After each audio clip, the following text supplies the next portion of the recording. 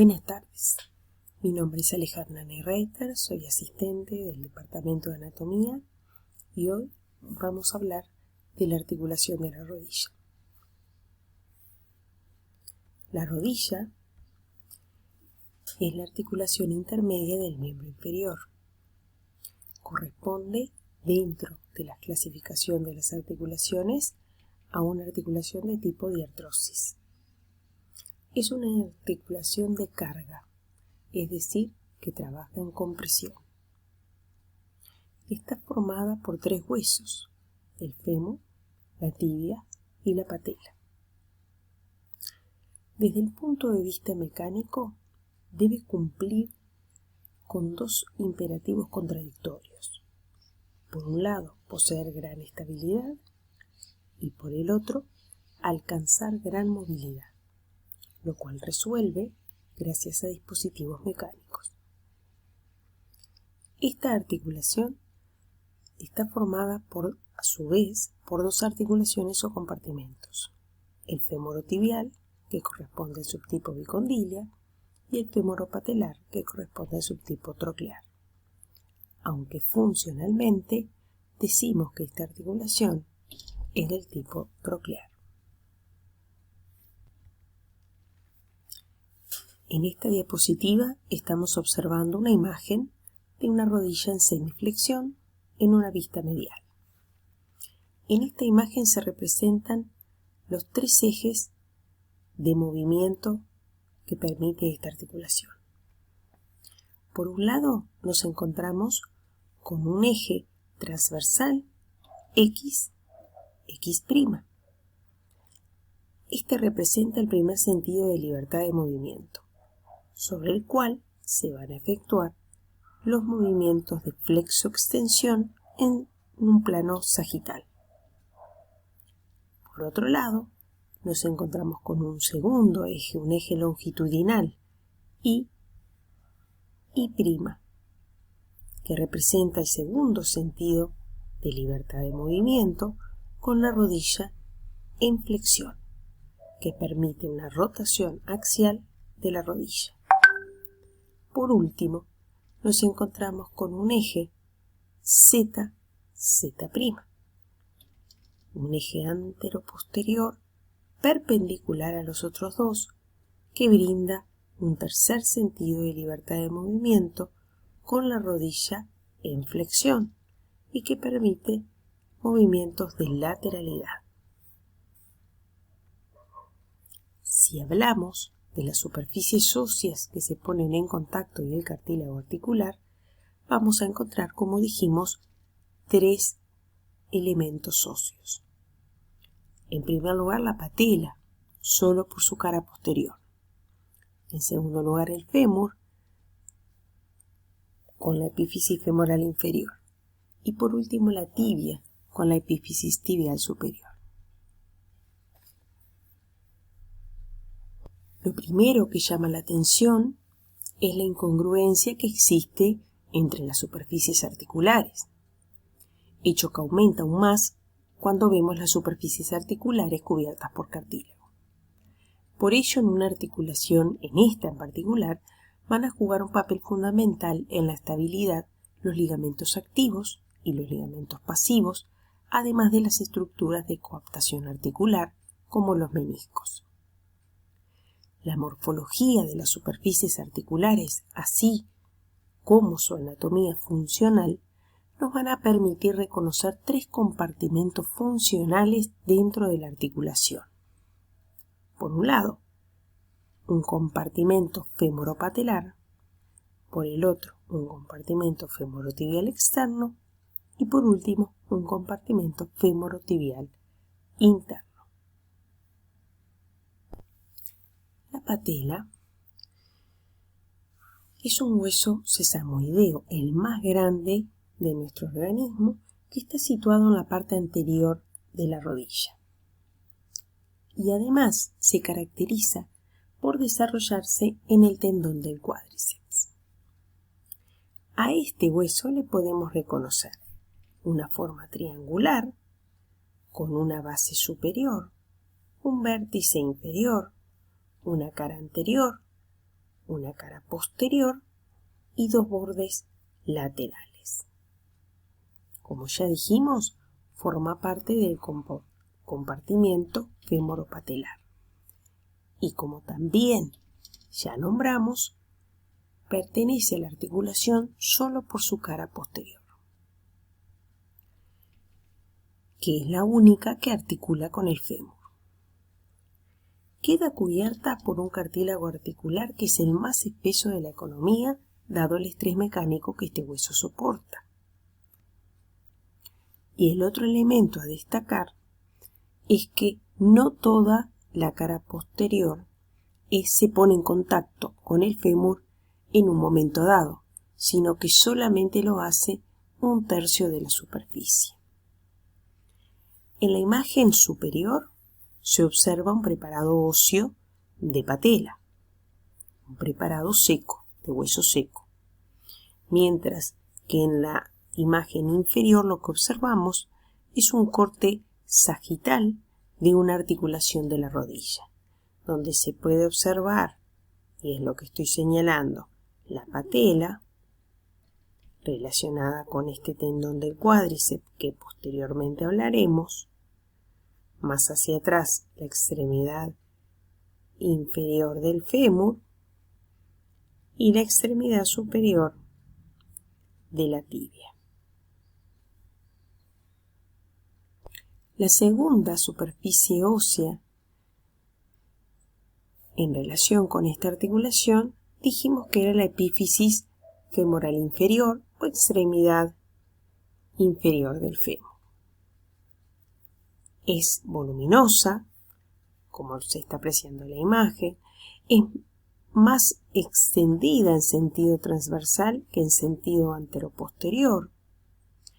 Y lo que estamos apreciando es la cara anterior, en la cual vamos a reconocer la tróclea femoral. Esta tróclea femoral posee una garganta y dos vertientes, una vertiente externa o lateral y una vertiente interna o medial. La vertiente externa es más amplia y se corresponde con la homóloga patelar. Por encima de la tróclea vamos a encontrar un hueco que se llama hueco supratroclear, el cual corresponde durante la extensión a la parte superior de la rótula.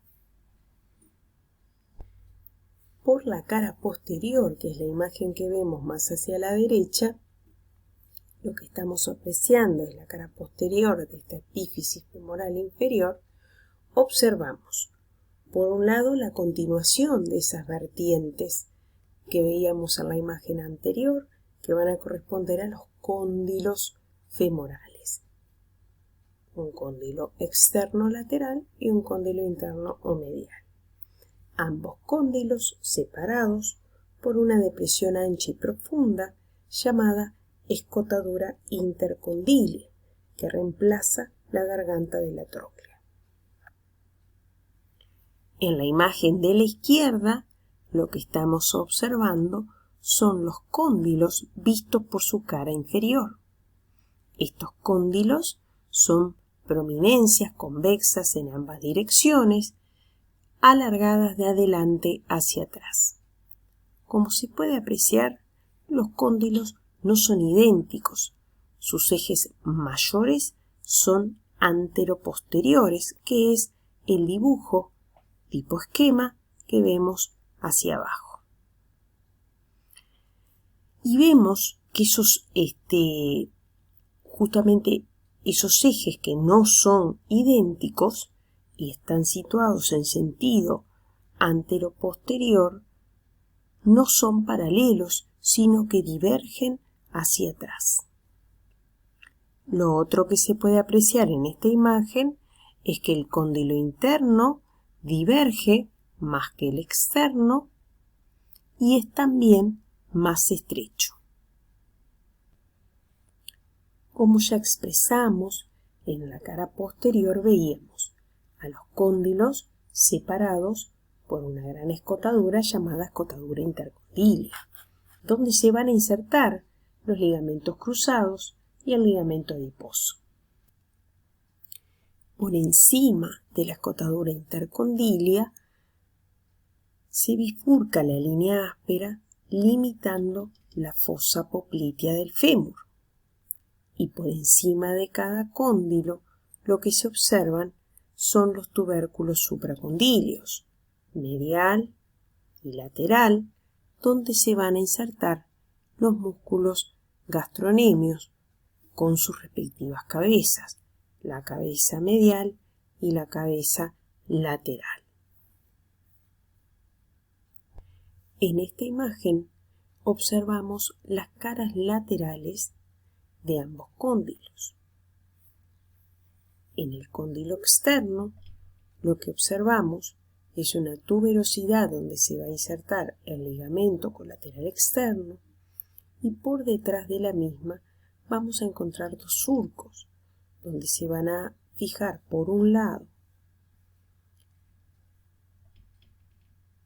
esto que estoy señalando aquí, la fosa donde se inserta el músculo popliteo, y por el otro lado otra fosita donde se va a insertar la cabeza externa o lateral del gastronemio. La cara lateral del cóndilo interno, lo que se aprecia es una tuberosidad donde se va a fijar el ligamento colateral interno y por arriba de la misma se ubica el tubérculo del músculo tercer aductor o aductor mayor. Además de las diferencias morfológicas entre ambos cóndilos, también hay diferencias con los radios de curvatura. El radio de curvatura del cóndilo interno varía desde el centro del cóndilo. Si nos dirigimos hacia atrás, vemos que el radio de curvatura pasa de 17 a 38 milímetros. Y si nos dirigimos hacia adelante, pasa de 38 milímetros hacia 15 milímetros. Este punto de transición, donde hacia adelante y hacia atrás la curvatura cambia, se llama punto T y separa la superficie femoropatelar hacia adelante de la superficie femorotibial hacia atrás. Este punto va a marcar el sector más anterior del cóndilo que contacta con la tibia. ¿Qué ocurre con el cóndilo externo? Bien, los radios de curvatura van a variar de 60 hacia 12 milímetros y de 60 hacia 16 milímetros. Esta diferencia que existe de volumen y de radios de curvatura en ambos cóndilos originan diferencias funcionales entre ambos, que son la base de la concepción funcional de las dos rodillas que veremos más adelante. La última superficie ósea en ponerse en contacto en esta articulación corresponde a la epífisis tibial superior.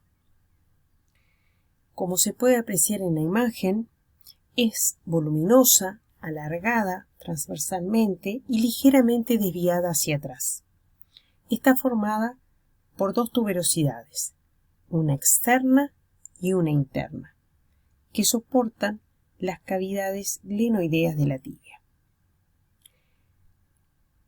Estas tuberosidades están separadas unas de otras, hacia arriba por una depresión, hacia adelante por una superficie triangular cuyo vértice inferior termina en una eminencia llamada tuberosidad anterior de la tibia.